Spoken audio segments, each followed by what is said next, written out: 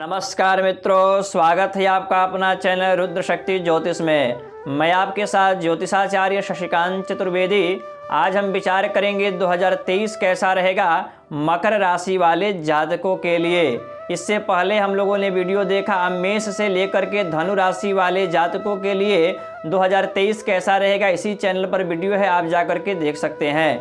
लेकिन आज की इस वीडियो के माध्यम से हम जानेंगे 2023 कैसा रहेगा, कौन से माह में, कौन से महीने में क्या फल प्राप्त होने वाले हैं, क्या शुभ संकेत है विवाह को लेकर के, करियर को लेकर के, संतान को लेकर के, शिक्षा को लेकर के, लव लाइफ को लेकर के 2023 कैसा रहेगा। आपके मन में यह विचार भी आ रहा होगा 2022 समाप्त होने वाला है, 2023 नया साल हमारे लिए कैसा रहेगा। सभी के मन में यह प्रश्न अवश्य उठ रहा होगा और बहुत से कॉल, मैसेज, व्हाट्सएप मेरे पास आए कि महाराज जी 2023 के बारे में आप वीडियो बनाइए, गोचर कुंडली के अनुसार फलादेश करिए, मेरा 2023 कैसा बीतने वाला है।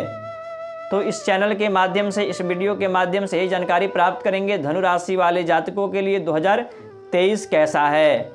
तो सबसे पहले बता दूं मैं आपको कि ग्रहों का गोचर 2 महीने, 2.5 महीने पर बदलते रहते हैं, लेकिन जो बड़े ग्रह हैं जिनका प्रभाव बड़ा है, जो कुछ बदलने वाला है, जैसे गुरु हो गए, शनि हो गए, 2023 में बहुत कुछ करने वाले हैं, बहुत से लोगों को अमीर बनाने वाले हैं, बहुत से लोगों को बहुत कुछ देने वाले हैं, बहुत से लोगों के लिए खराब भी हैं।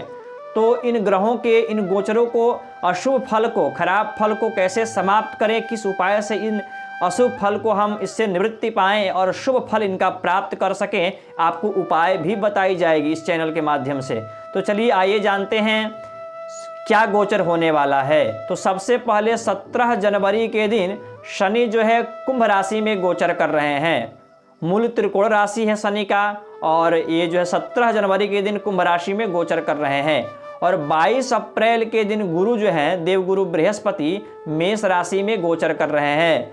30 अक्टूबर के दिन राहु जो है मीन राशि में गोचर कर रहा है, और उसी दिन केतु भी कन्या राशि में गोचर कर रहा है। तो आपका जो है गोचर कुंडली के अनुसार हम जानेंगे तो आपका मकर राशि है, और मकर राशि के जातकों के द्वितीय भाव में शनि देव बैठे हुए हैं। शनि देव आपके द्वितीय भाव में बैठे हुए हैं। द्वितीय भाव कुटुंब का है, परिवार का है, वाणी का है, अचल संपत्ति का है, भाई का भी है। तो हम द्वितीय भाव से विचार करेंगे। यदि आपके शनि जो है, सबसे पहले जानकारी लीजिए कि शनि देव की जो 7.5 है वह लगभग अब समाप्त होने की कगार पर है, और इनका आधा यानी कि चरण बीत चुका है, मध्य चरण चलने वाला है। तो इसमें आपको शनि देव शुभ फल देंगे। जो शनि देव के अशुभ प्रभाव आप देख रहे थे शनि की 7.5 के कारण, तो शनि के 7.5 तो अभी है, पर अब जो है शुभ फल देंगे, अपना अशुभ फल बंद कर देंगे देना। जो पहले को आपको, जो पहले कार्य आपका जो पेंडिंग में पड़ा है, वह अधूरी कार्य आपकी पूरी भी होगी। और द्वितीय भाव में बैठने के कारण कहीं ना कहीं आपको जो है अचल संपत्ति का लाभ करा सकता है, वाणी आपकी अच्छी रहेगी, परिवार से आपको सुख मिलेगा। अब शनि देव की जो दृष्टि है, तृतीय दृष्टि, वह आपके चतुर्थ भाव पर पड़ रहा है। तो चतुर्थ भाव पर पड़ रहा है तो आपके लिए अच्छा भी है और कुछ खराब भी है। तो चलिए हम जानते हैं अच्छा क्या है। तो सबसे पहले आपको कह सकते हैं कि भवन का या भूमि का आपको सुख प्राप्त हो सकता है, वाहन का सुख प्राप्त हो सकता है, गाड़ी घोड़ा आप खरीद सकते हैं, इनसे आपको लाभ मिलने वाले हैं 2023 में। लेकिन आपके माता जी को हो सकता है रीढ़ की हड्डियों में या पैर के हड्डियों में समस्या हो जाए, या हड्डी से संबंधित माता जी को कष्ट हो सकता है शनि देव के कारण। लेकिन आपको परेशान होने की आवश्यकता नहीं है। इससे पहले भी मैंने बताया है कि जब ग्रह अपना क्रूर प्रभाव दें तो उनको आप शांत भी कर सकते हैं। शनि देव का पूजन करिए, शनि देव के वस्तुओं का दान करिए, शनि देव के मंत्रों का जप करिए, या हनुमान जी की आप आराधना करिए, ग्रह अपने आप अनुकूल हो जाएंगे। अब चलिए जानते हैं शनि देव की जो दृष्टि पड़ रही है, 7वीं दृष्टि, वह 1 2 3 4 5 6 7वीं दृष्टि आपके अष्टम भाव पर पड़ रही है। और अष्टम भाव जो है रोग का है, मृत्यु का भाव है, और पैतृक संपत्ति का भी भाव है। तो अष्टम भाव में शनि देव की दृष्टि पड़ने के कारण आपको हो सकता है कि पैतृक संपत्ति या पैतृक चीज़ों से आपको लाभ मिले। जैसे कि कोई पुराना विवाद चल रहा हो भूमि को लेकर के, वह भूमि आपके पिताजी का हो या बाबा का हो, आपके पितरों का हो, तो उसमें आपको विजय प्राप्त होने वाले हैं। या कोई पुरानी मकान है आपके पिताजी का बनाया हुआ या आपके बाबा का बनाया हुआ, दादा का बनाया हुआ, उसको आप मरम्मत करा सकते हैं, उसका जीर्णोद्धार करा सकते हैं। तो पुरानी चीज़ों को, यानी आपकी पैतृक जो चीज़ें हैं या कुछ आपके पैतृक यानी आपके पिताजी या दादाजी के दी गई धन कहीं फंसा हुआ है तो वह आपको मिलेगा शनिदेव के कारण। अब शनिदेव की जो दृष्टि पड़ रही है वह 1 2 3 4 5 6 7 8 9 10, 10वीं दृष्टि जो पड़ रही है वह पड़ रहा है लाभ भाव पर। जो आपके अधूरे कार्य, जो बहुत पहले से आप सोच कर रखे हैं कि मेरा कार्य यह पूरा होगा कि नहीं, और उसमें आप प्रयास करते रह रहे हैं। मित्रों, कर्म प्रधान होता है। यदि आप पहले से कर्म कर रहे हैं इस फल की अपेक्षा के लिए कि मेरे लिए कुछ नया कार्य करने के लिए प्रयास कर रहे हैं, तो उसमें आपको लाभ मिलने वाले हैं। कोई विवाद चल रहा है पुराना, उसमें आपको विजय प्राप्त होगा। यह विजय भी दिलवाने का कार्य करेंगे शनिदेव। कोर्ट कचहरी मुकदमा इत्यादि से आपको लाभ प्राप्त कराएंगे, मान सम्मान दिलाएंगे, आपको विजय की प्राप्ति होगी। तो यह रही शनिदेव की गोचर कुंडली और शनिदेव की दृष्टि। अब हम जानेंगे 22 अप्रैल के दिन जब देवगुरु बृहस्पति जब मेष राशि में गोचर कर रहे हैं, यानी आपके पत्रिका के चतुर्थ भाव में देवगुरु बृहस्पति आ रहे हैं, तो क्या फल देंगे। तो सबसे पहले यदि आप स्टूडेंट है देख रहे हैं तो आपकी शिक्षा अच्छी हो जाएगी या आपके संतान की शिक्षा अच्छी रहेगी। और देवगुरु बृहस्पति की बात करें तो आपके परिवार में 2023 में कोई ना कोई मांगलिक कार्य जरूर होंगे।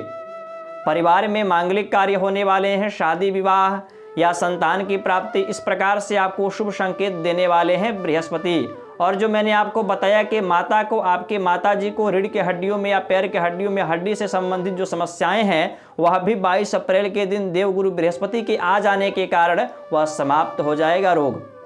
अब आइए चलिए जानते हैं बृहस्पति की जो दृष्टि है पंचम दृष्टि वह पड़ रही है 1 2 3 4 5, 5वीं दृष्टि पड़ रही है आपके मृत्यु भाव पर, अष्टम भाव पर। तो इससे क्या होगा कि आपको स्वास्थ्य संबंधित जो परेशानी शनिदेव के कारण जो आ रही थी, शनि की 7.5 के कारण, वह धीरे धीरे आपका सही हो जाएगा।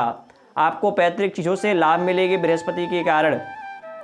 अब जो है देवगुरु बृहस्पति की 9वीं दृष्टि जो है आपके व्यय भाव पर पड़ रही है, यानी कि द्वादश भाव पर। तो कहीं ना कहीं आपको इससे विदेश से लाभ होने वाला है। यदि आप विदेश जाना चाहते हैं या विदेश में कोई कारोबार करना चाहते हैं या विदेश में फ्लैट खरीदना चाहते हैं, ज़मीन मकान इत्यादि बनाना चाहते हैं, विदेश में अपना कोई बिजनेस प्रारंभ करना चाहते हैं और मूड बना लिया है, तो आपको करना चाहिए, क्योंकि विदेश से आपको लाभ मिलने वाले हैं। विदेश में आप जाने का भी योग्य बन रहा है। साथ ही साथ द्वादश भाव में दृष्टि के कारण, बृहस्पति की दृष्टि के कारण हो सकता है आपको धार्मिक विचार आपके अंदर उत्पन्न हो जाए। मित्रों, मैं बता दूं कि ग्रह जब गोचर करते हैं, ग्रह का प्रभाव होता है, तो वह आदमी के अंदर उसकी प्रवृत्ति आ जाती है। तो देवगुरु बृहस्पति की प्रवृत्ति आ जाने के कारण हो सकता है आप तीर्थ करें, धर्म आदि कार्य करें, यात्रा करने का, आपका नया नया यात्रा करने का अवसर प्राप्त होगा, पूजा पाठ करने का अवसर प्राप्त आपको होगा। तो यह बृहस्पति की जो दृष्टि है अच्छी है आपके लिए, और शनि की भी दृष्टि अच्छी है। शनि की जो दृष्टि थोड़ी खराब थी वह बृहस्पति के आ जाने के कारण और अच्छी हो गई है। लेकिन मित्रों, राहु और केतु की जो है गोचर, राहु आपके मीन राशि में गोचर कर रहे हैं 30 अक्टूबर के दिन, और उसी दिन कन्या राशि में केतु भी कर रहे हैं। तो वह अक्टूबर के महीने में जब गोचर कर रहे हैं 30 अक्टूबर के दिन राहु, तो आपके पराक्रम भाव में आ जा रहे हैं, जिसके कारण से आपको थोड़ा सा भाइयों से विवाद या भाई का स्वास्थ्य संबंधित परेशानी, मित्र का स्वास्थ्य संबंधित परेशानी हो सकता है। आप सही कार्य करेंगे तो आपको सही कार्य राहु नहीं करने देगा। हो सकता है आपको गलत चीज़ों की तरफ आपको आकर्षण करे, नशा कराए, जुआ शराब इत्यादि का, पर आपको इससे बचना है, अपने आप पर कंट्रोल करना है। 2 महीने बीत जाएंगे, धीरे धीरे वो समाप्त हो जाएगा। और केतु की जो दृष्टि पड़ रही है, वो केतु जो है आपके भाग्य भाव में, आपके भाग्य भाव में बैठा हुआ है 9वें भाव में, तो भाग्य को थोड़ा सा खराब करने का कार्य करेगा। तो आपको परेशान होने की आवश्यकता नहीं है। राहु के मंत्रों का जाप, राहु के वस्तुओं का दान करते रहिए, गणेश जी की दुर्वा चढ़ाते रहिए, आपको लाभ मिलता रहेगा। तो यह जो जानकारी है यह गोचर कुंडली के अनुसार, आपके जन्म कुंडली या आप जिस समय जन्म लिए हैं, आपके नक्षत्रों के द्वारा जो आपको नाम दी गई है, जो आपकी जन्म कुंडली में जो आपकी राशि है उसी पर यह फलादि बैठेगी। अब चलिए आइए जानते हैं माह के तरफ, कौन से माह में आपको क्या फल प्राप्त होने वाले हैं। तो पंचांग के अनुसार जनवरी का जो महीना है वह बहुत सुंदर है, सुखद समाचार लाने वाला है। लेकिन मित्रों फरवरी का जो महीना है इसमें आपको संभल करके रहना है, कहीं भी धन को इन्वेस्ट नहीं करना है, कहीं भी धन किसी को कर्ज नहीं देना है, क्योंकि डूब सकता है, फंस सकता है। कर्ज पर भी आपको कंट्रोल रखना है। मार्च का जो महीना है बहुत बढ़िया है, अच्छा है आपके लिए। अप्रैल की जो महीना है योजना में आपको जो आप पुरानी योजना बना रखे हैं जिससे आपको लाभ मिलने वाले हैं, कोई व्यापार के लिए सोच करके रखे हैं, कोई सरकारी नौकरी के लिए या कोई योजना बना रखे हैं किसी कार्य को प्रारंभ करने के लिए, वह कार्य आपका सही होगा, वह कार्य आपके प्रारंभ हो सकते हैं। मई के जो महीने हैं इसमें भूमि भवन वाहन इत्यादि का सुख आपको मिल सकता है। पढ़ाई में रुचि, विद्यार्थियों को पढ़ाई में रुचि बढ़ेगा, लेकिन जो गर्भवती महिलाएं हैं, जो माताएं हैं, उनको थोड़ी सतर्क रहने की आवश्यकता है और सूर्य भगवान की आराधना करने की ज़रूरत है, क्योंकि कहीं ना कहीं गर्भ से संबंधित समस्या उत्पन्न हो सकती है। तो यह महीना मई की महीने धीरे धीरे समाप्त हो जाएगी, इसमें आपको सावधानियां बरतने की आवश्यकता है, भगवान सूर्य की उपासना करने की जरूरी है। अब आइए जून की महीने, इसमें आपका कर्ज घटेगा। जो किसी से आप कर्ज लिए हैं, उधार लिए हैं, हो सकता है आप देने का प्रयास करें या कर्ज किसी को दे दे, कर्ज कुछ कम हो सकता है। जुलाई के जो महीने हैं वह पति और पत्नी का विवाद हो सकता है, विवाद से बचें, अपने गुस्से पर कंट्रोल करें और विवाद से बचें, क्योंकि पति और पत्नी में विवाद का योग बन रहा है, इससे बचें। अब जो अगस्त का महीना है यह स्वास्थ्य पर ध्यान रखने की ज़रूरत है। हो सकता है आपके स्वास्थ्य में कोई प्रॉब्लम हो जाए, तो अपने स्वास्थ्य का ध्यान देना है और भगवान की उपासना करना है, गणेश जी की दुर्वा चढ़ानी है। जो सितंबर के महीना है लंबी यात्रा का महीना है, इसमें आप कहीं दूर यात्रा करेंगे और उस यात्रा से आपको लाभ भी मिलेगा। नवंबर की जो महीने हैं और तो इसमें आपको राज्य से सम्मान या राज्य से आपको लाभ मिल सकता है, लेकिन आधा नवंबर के बाद आपको राज्य से मान सम्मान में ठेस भी पहुंच सकता है। इसके लिए आपको प्रतिदिन भगवान सूर्य को जल देना है, इससे आपका ऊर्जा और आपका दशम भाव मजबूत रहेगा, आपके सूर्य बलवान रहेंगे, तो फिर राज्य में और मान सम्मान में आपको या जॉब में परेशानी नहीं आएगी। दिसंबर का जो महीना है बहुत बढ़िया है, लेकिन आधा दिसंबर के बाद हो सकता है खांसी जुकाम स्वास्थ्य संबंधित परेशानी हो, लेकिन परेशान होने की ज़रूरत नहीं है। आपको जो है भगवान का कीर्तन, भगवान का पूजा पाठ करते रहिए, दिसंबर का महीना निकल जाएगा। तो यह जानकारी आपको अच्छी लगी हो तो वीडियो को लाइक करें, सब्सक्राइब करें, शेयर करें। और यह जानकारी सार्वजनिक है और आप अपने बारे में कुछ विशेष जानकारी प्राप्त करना चाहते हैं तो आप नीचे दिए गए नंबर पर कॉल कर सकते हैं या व्हाट्सएप पर मैसेज कर सकते हैं, अपनी जन्म कुंडली दिखा सकते हैं, हस्तरेखा दिखा सकते हैं या किसी भी धार्मिक कार्य, पूजा पाठ, जप इत्यादि अनुष्ठान करा सकते हैं। हमारे संस्थान में हर एक कार्य होते हैं धार्मिक कार्य। जय संत।